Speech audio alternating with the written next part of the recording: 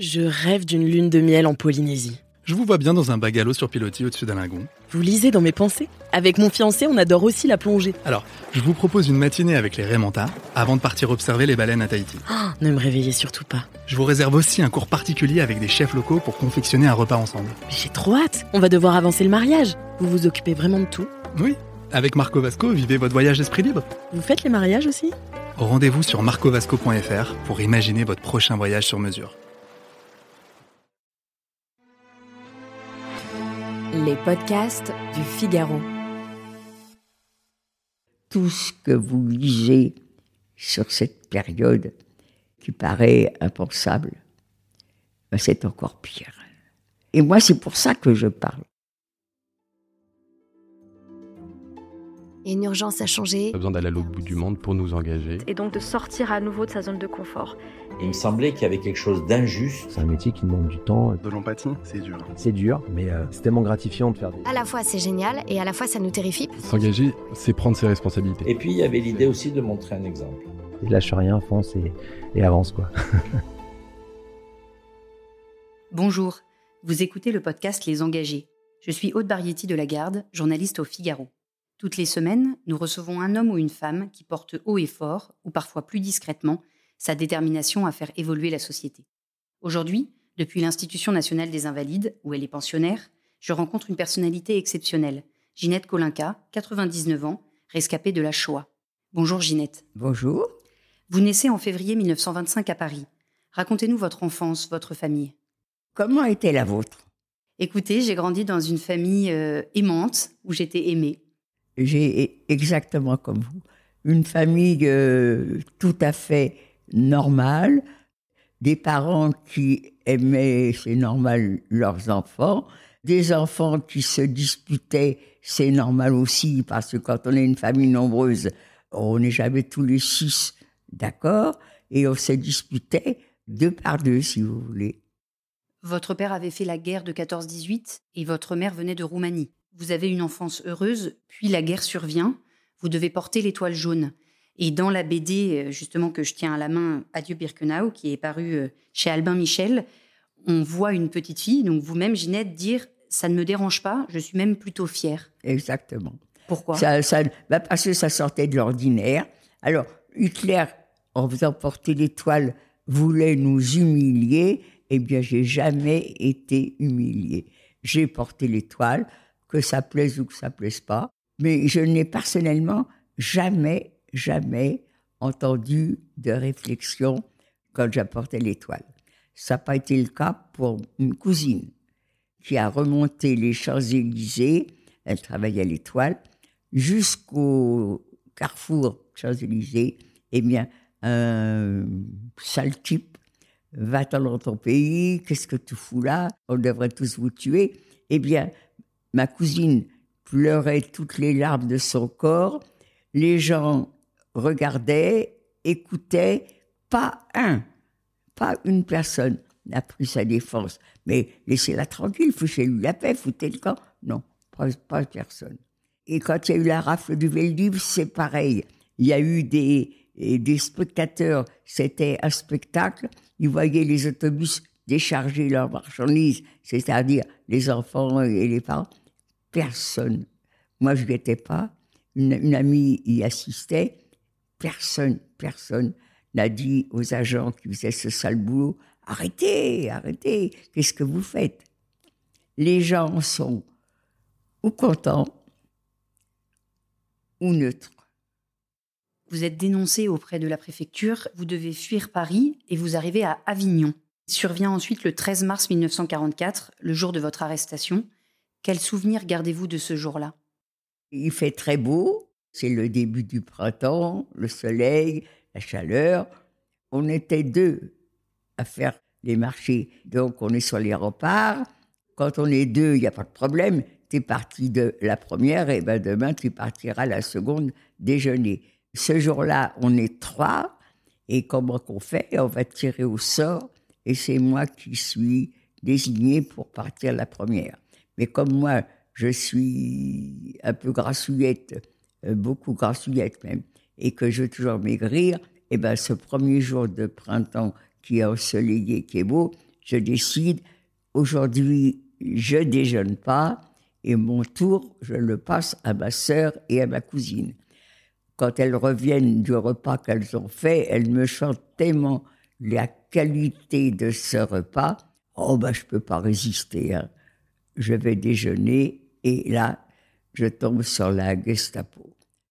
Devant la Gestapo, il y a mon père qui avait 61 ans, il y a mon neveu qui avait 14 ans, et il y a mon frère qui avait 12 ans.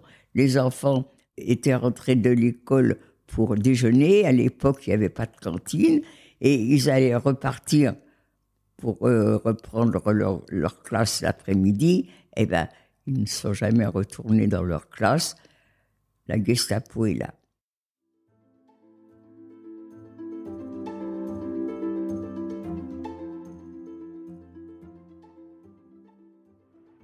Chez les hommes, la coutume veut que quand un bébé du sexe masculin vient au monde, on pratique la circoncision. Donc, on les emmène dans la cuisine, on les fait déculotter, ils sont circoncis. Il n'y en aurait eu qu'un, on aurait peut-être pu raconter une histoire de maladie, phimosis ou tal. Mais là, 3 de la même famille, on est dénoncés, ils ne sont pas fous. On a été immédiatement embarqués. Mais jusque Drancy, pas de brutalité. Moi, je n'ai pas de mauvais souvenirs de Drancy, je me suis fait des amis. En avril 1944, vous avez 19 ans, vous faites partie du convoi numéro 71, aux côtés notamment de Simone Veil, de Marceline Loridan-Ivance, des enfants d'Isieux, et vous êtes emprisonné à Birkenau. Est-ce que vous pouvez nous raconter votre arrivée là-bas ? On a déjà fait un voyage épouvantable dans des wagons à bestiaux, sans confort. On n'a rien pour faire ses besoins. Il faut faire ses besoins dans un seau devant tout le monde. Et bon, devant tout le monde, les hommes se sont arrangés pour isoler le lieu. Mais l'odeur, le bruit, on voyage très mal. Mais je ne me rappelle plus du voyage. Par contre, le train va s'arrêter, les portes vont être déverrouillées, et là, c'est un moment super agréable.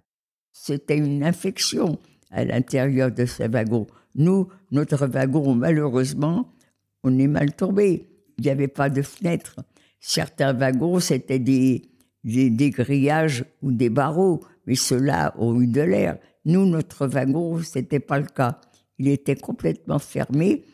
L'air passait par les volets qui étaient sur le côté, mais très très peu, la lumière très très peu. Donc on arrive, le train s'arrête, les portes vont être déverrouillées à un moment très très agréable et qui a duré un quart de seconde. À peine les portes ont été ouvertes que ce sont des hurlements, des commandements, et quelqu'un hurle sur le quai. Moi je ne comprends pas l'allemand. Je demande à côté de moi qu'est-ce qu'ils disent. Il y en a qui me traduisent. On n'est pas au camp. Le train vient de s'arrêter, on n'est pas au camp. Les personnes qui sont fatiguées, malades, qui ne veulent pas marcher, il y aura un grand trajet à faire. Alors, on a préparé pour ces personnes-là des camions. Ils étaient là, les camions, on les voyait. Et moi, j'entends ça, je dis à mon père et à mon petit frère, je pensais que mon petit frère était jeune et mon père vieux, 61 ans, ça me paraissait vieux à l'époque, il devait être fatigué. Alors, profitez-en, montez sur le camion, comme ça vous ne serez pas fatigué. Et j'ai toujours eu ce remords de les avoir envoyés. Et le camion, en fin de compte, c'était la mort. Lui, Hitler, ce qu'il voulait, les Juifs, ils peuvent vivre à condition qu'ils puissent travailler. Donc, il avait un quota. Tous ceux qui avaient moins de 15 ans ou qui paraissaient avoir moins de 15 ans allaient sur les camions. Et les femmes qui paraissaient avoir plus de 45 ans et les hommes plus de 50 ans sur les camions. Et moi, idiote, on m'a dit que les nazis étaient des sauvages et c'est pas vrai. Ils veulent pas que les personnes âgées ou que les personnes jeunes se fatiguent. C'est pas être des sauvages. Au contraire, du coup, j'avais pas peur. Et puis, en fin de compte, on est parti à pied. C'est vrai que c'était pénible. Et quand on est arrivé à proximité du camp, j'aperçois de la fumée, des cheminées. Ben voilà, c'est l'usine. Je vais peut-être y travailler. Ou peut-être que je vais travailler dans les champs. Je suis en train de les traverser. Voilà. Et maintenant, je suis dans le camp. Et ça, c'est une autre histoire. À quoi ressemble le quotidien à Birkenau ? Le matin, le réveil, et je ne vous dirai pas exactement l'heure, mais admettons 4 heures du matin. On vous réveille. Immédiatement, vous devez être dehors à l'appel. On s'était déshabillé. Vous avez des affaires, elles ne sont pas bien.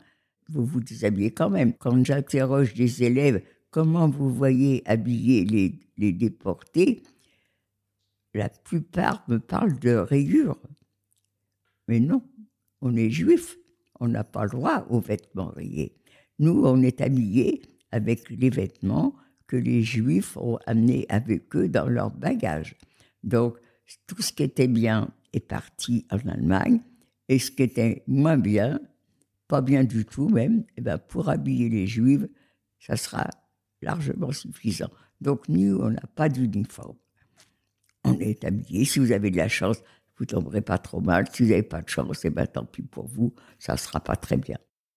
Et là maintenant, on est dans le camp, et moi, un camp de travail, dans ma petite tête, je voyais un local pour le travail, et puis je voyais un local pour loger les ouvriers.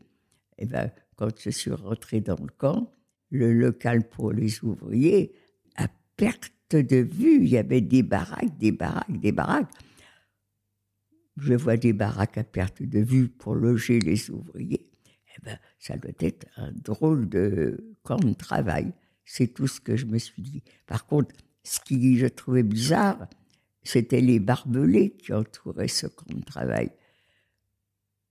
Les barbelés qui étaient même entrecoupés d'espèces de petits bâtiments. J'ai appris que ça s'appelait des miradors. Il y en avait des où les soldats étaient debout dans leurs petits bâtiments. Et puis il y avait d'autres aussi où les soldats étaient dans leurs petites baraques en hauteur pour voir plus loin.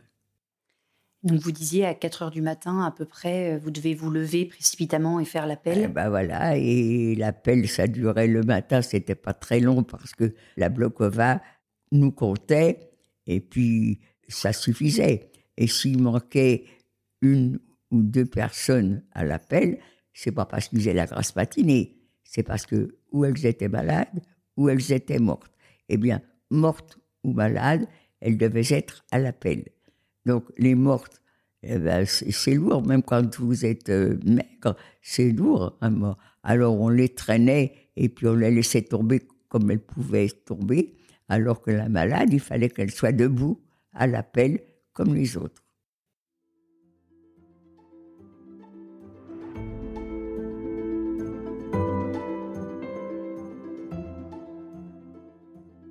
Dans le camp, personnellement, moi, je ne me suis pas fait d'amis. J'avais des amis quand je suis rentrée dans le camp et on est resté un tout petit peu ensemble quand on était en quarantaine. Et puis après, j'étais toujours avec une, Marceline, mais Marceline avait 15 ans, moi j'en avais 19. Eh bien, tout en étant tout le temps ensemble, elle était avec ses copines qui avaient 15 ans, 16 ans, et moi, j'étais avec personne. Parce que moi, j'étais peut-être sauvage. Je suis restée sur le coup de... Je me suis sentie responsable d'avoir dit à mon père et à mon frère de monter sur les camions. Peut-être que c'est ça qui a fait que... En attendant, je ne me suis pas fait d'amis à Birkenau. Tout était dur. La moindre... Vous croyez que d'être nu, c'était pas dur? Ça a été terrible pour moi, la nudité. C'est pas la même chose que dur, le travail, un travail dur, mais n'empêche que moralement, pour moi, ça a été terrible. Alors, le travail que j'ai fait, quelquefois, je me dis, mais c'est pas possible, c'est pas vrai, t'as pas fait ça. On a installé des rails pour faire rentrer le train dans Birkenau. On a transporté des pierres 2 fois plus grosses que nous. On les mettait dans des wagonnets. Ces wagonnets déraillaient. Il fallait les remettre sur les rails. Je ne peux pas décrire le travail qu'on a fait parce que c'est impensable. Vous avez été emprisonné à Birkenau, puis à partir de novembre 1944 à Bergen-Belsen. Là, ça changeait complètement. Bergen-Belsen, je ne sais pas pourquoi qu'on nous a emmenés là. On n'a pas travaillé. C'était le jour et la nuit avec Birkenau. Il n'y avait pas assez d'officiers pour nous commander. Alors, on avait choisi une camarade qui parlait l'allemand, qui nous a servi de commandement. J'ai même rencontré des personnes avec qui je me suis lié d'amitié à Bergen-Belsen et même que j'ai revu après, alors qu'à Birkenau, je vous l'ai dit, je n'étais pas du tout lié avec personne. Ensuite, vous avez été transféré à Theresienstadt, mais le camp était en fait déjà libéré. Quel souvenir gardez-vous du moment où vous avez compris que vous étiez libre ? Et la première chose à laquelle j'ai pensé, effacer le numéro sur le bras, comme ça, je n'ai plus de choses qui me rappellent que j'ai été dans ce camp. Vous rentrez en France à l'été 1945, vous retrouvez votre famille, vous vous mariez, vous travaillez avec votre mari sur un marché à Aubervilliers. Vous avez un fils, Richard, qui deviendra d'ailleurs batteur du groupe Téléphone. Mais pendant longtemps, vous ne lui avez pas parlé de vos mois de déportation. Je ne voulais pas en parler parce que je voulais oublier cette période. Comment voulez-vous que je décrive à la famille, alors que je suis la seule à être rentrée? Beaux-frères ne sont pas rentrés, belles-sœurs ne sont pas rentrées, sœurs ne sont pas rentrées, et on ne sait pas pourquoi, on ne sait pas comment ils sont morts. Et moi, je vais décrire tout ce qui s'est passé dans le camp. Les morts, je vais les faire mourir une seconde fois. Alors, j'en ai pas parlé. Je me suis mise à parler bien longtemps après, parce que je fais partie d'une association, Union des déportés d'Auschwitz, et là, un jour, l'occasion a voulu qu'on me demande de rendre service, et je suis partie dans le camp, de nouveau. Quand est-ce que vous êtes de nouveau pour la première fois retourné à Birkenau ? Je ne pourrais pas vous dire exactement la date, je ne m'en rappelle pas du tout. Ce que je me souviens, c'est avec tout le temps qu'on a été à l'aéroport, dans le car, je ne m'inquiétais pas du tout. Et puis quand on est descendu du car et qu'il a fallu rentrer dans le camp, là, la curiosité, qu'est-ce que va être ma réaction, mais sans avoir peur. Hein. Eh bien, écoutez, j'ai trouvé quelque chose, c'est pas Birkenau. Comment peut-on faire croire aux gens qui vont là-bas que ce qu'on raconte, c'est rien à côté de la réalité? C'est pas possible, ils peuvent pas s'en rendre compte, c'est pas possible. Vous avez des allées toutes nettes, vous avez des pelouses d'une verdeur extraordinaire, vous voyez passer des lièvres maintenant, vous voyez des biches quelquefois. Non, ça c'est pas Birkenau, c'est un Birkenau touriste. Mais le vrai Birkenau, malheureusement, il n'y a que les survivants qui peuvent le connaître et les autres ne peuvent que nous écouter, et nous écouter, ils ne le croient pas. Tout ce que vous lisez sur cette période qui paraît impensable, ben c'est encore pire. Et moi, c'est pour ça que je parle.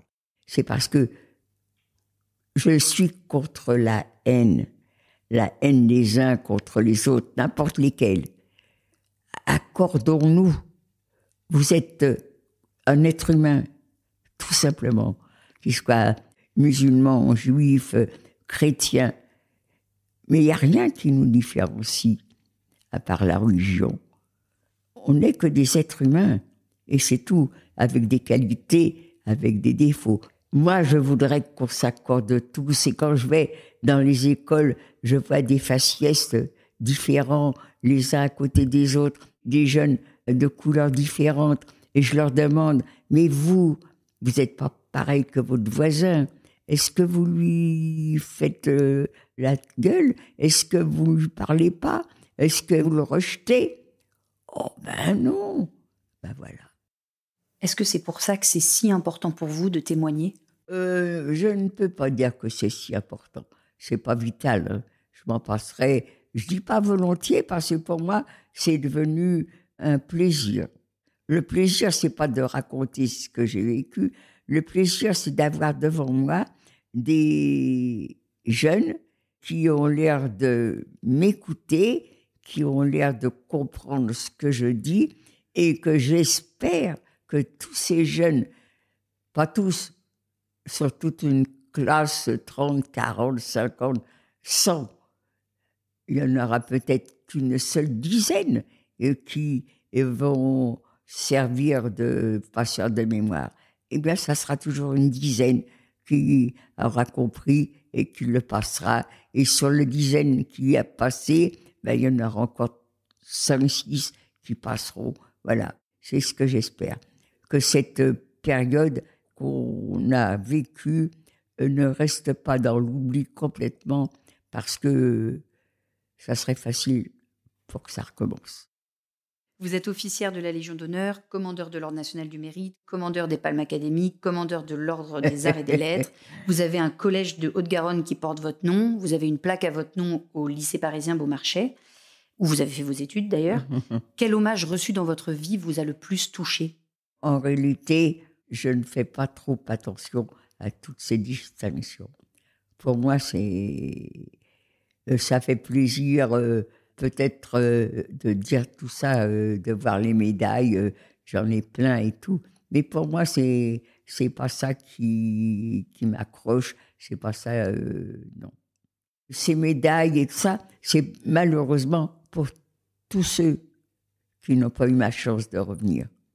C'est à eux que je remets tout ça. Et pour moi, je ne mérite pas tout ça. J'aurais été résistante, j'aurais compris qu'on me fasse tous ces honneurs, parce qu'il n'y a pas de problème. Les résistants savaient ce qu'ils risquaient, et puis ils l'ont fait quand même. J'ai vécu peut-être plus que ce que les résistants ont vécu, parce que malheureusement, ma famille a été prise avec moi. Mais sinon, moi, je trouve que je ne mérite pas tous ces honneurs. Vous avez écrit un livre qui est paru aux éditions Grasset en 2023 et qui s'intitule « Une vie heureuse ». A priori, on ne s'attendait pas forcément à ce titre. Pourquoi avoir fait ce choix ? Mais parce que justement, quand on sort de Birkenau, tout ce qui vient après, c'est une vie heureuse. Birkenau était le camp de la mort. J'en ai échappé.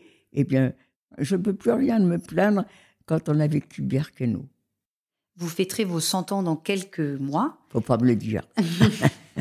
Que vous souhaitez-vous pour ce jour-là ? Bah écoutez, je me souhaite rien. Mais je suppose qu'on va me fêter ça. Ben, je pense qu'il y aura quelque chose. Et puis s'il n'y a rien, j'aurai quand même 100 ans. Et je ne tiens pas à avoir beaucoup plus au-dessus. Nous arrivons à la fin de cette interview. Je voulais vous demander, comme nous le faisons à chaque fois, à chaque invité, qui serait votre engagé ? Y a-t-il une personne dont vous admirez l'engagement ? J'ai toujours admiré Simone Veil. C'était ma copine. Et je l'ai trouvée formidable. Elle est arrivée ministre. Eh bien, elle pouvait parler avec tous les présidents de tous les pays du monde. Une camarade de déportation s'approchait pour lui dire bonjour. Eh bien, elle quittait les présidents avec qui elle parlait pour aller retrouver ses copines de déportation. Je ne sais pas si on aurait tout fait comme ça. Merci beaucoup, Ginette. Merci à vous surtout. Merci d'avoir écouté ce podcast. Je suis Aude Barietti, journaliste au Figaro.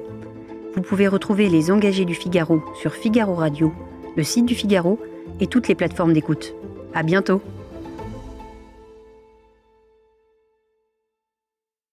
Je rêve d'une lune de miel en Polynésie. Je vous vois bien dans un bungalow sur pilotis au-dessus d'un lagon. Vous lisez dans mes pensées. Avec mon fiancé, on adore aussi la plongée. Alors, je vous propose une matinée avec les Raymanta avant de partir observer les baleines à Tahiti. Oh, ne me réveillez surtout pas. Je vous réserve aussi un cours particulier avec des chefs locaux pour confectionner un repas ensemble. Mais j'ai trop hâte. On va devoir avancer le mariage. Vous vous occupez vraiment de tout? Oui, avec Marco Vasco, vivez votre voyage d'esprit libre. Vous faites les mariages aussi? Rendez-vous sur marcovasco.fr pour imaginer votre prochain voyage sur mesure.